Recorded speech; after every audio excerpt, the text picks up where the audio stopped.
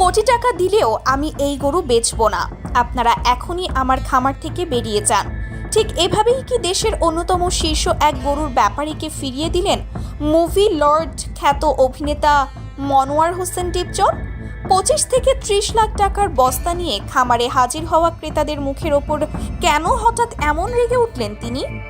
যে গরুকে ঘিরে সারা দেশে এত উন্মাদনা, যে গরুকে হাটে তোলার জন্য খোদ হাটের ইজারাদাররা দিনের পর দিন ডিপজলের কাছে ধর্ণা দিচ্ছিলেন, সেই দানব আকৃতির গরুর গায়ে হাত দিয়ে ডিপজল কেন হুঙ্কার দিয়ে উঠলেন?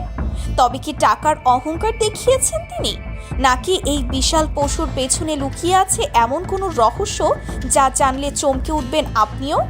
হ্যাঁ দর্শক, টাকার বস্তা নিয়ে আসা ক্রেতাদের ফিরিয়ে দিয়ে ডিপজল প্রমাণ করে দিয়েছেন দুনিয়াতে এমন কিছু জিনিস আছে যার গায়ে কোনো প্রাইস ট্যাগ বা দামের চিরকুট লাগানো যায় না।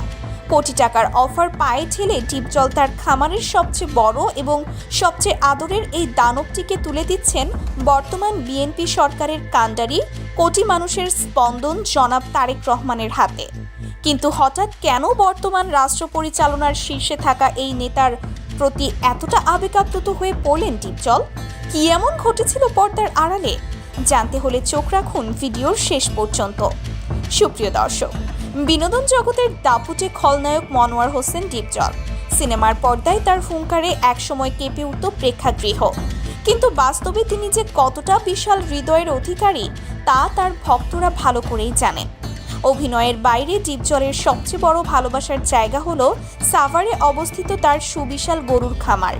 আধুনিক প্রযুক্তির ছোঁয়া আর নিবিড় পরিচর্যায় গড়ে ওঠা এই খামার থেকে প্রতি বছরই বের হয় দেশের সেরা সব পশু। কিন্তু এবারের চিত্রটা একেবারেই ভিন্ন।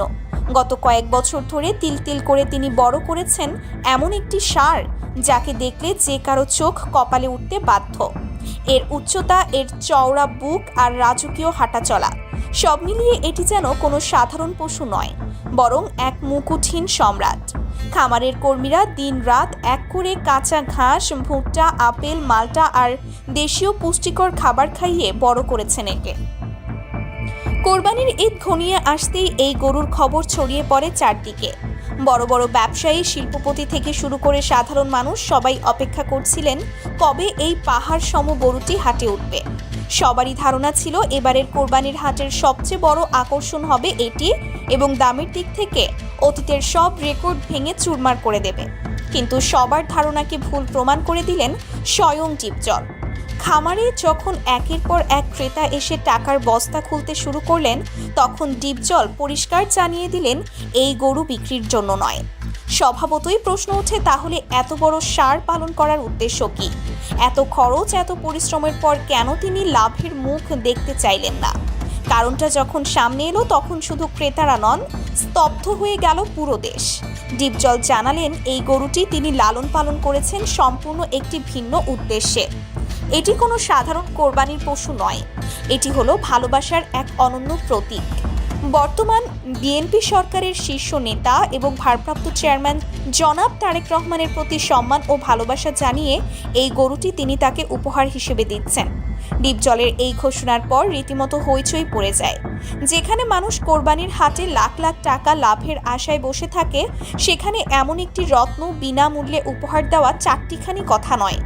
ডিপজল প্রমাণ করলেন বর্তমান সরকারের এই নেতার প্রতি তার যে সম্মান তা কোনো অর্থ দিয়ে মাপা সম্ভব নয়। দর্শক, দেশের বর্তমান রাজনৈতিক প্রেক্ষাপটে তারেক রহমান এক অনন্য নাম।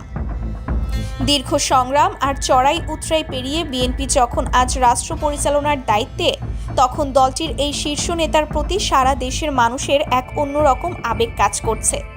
রাজনীতির মাঠে তিনি যেমন একজন দূরদর্শী নেতা, ঠিক তেমনি বিনোদন জগতের কিংবদন্তি ডিপজলের কাছে তিনি একজন অত্যন্ত শ্রদ্ধেয় ব্যক্তিত্ব।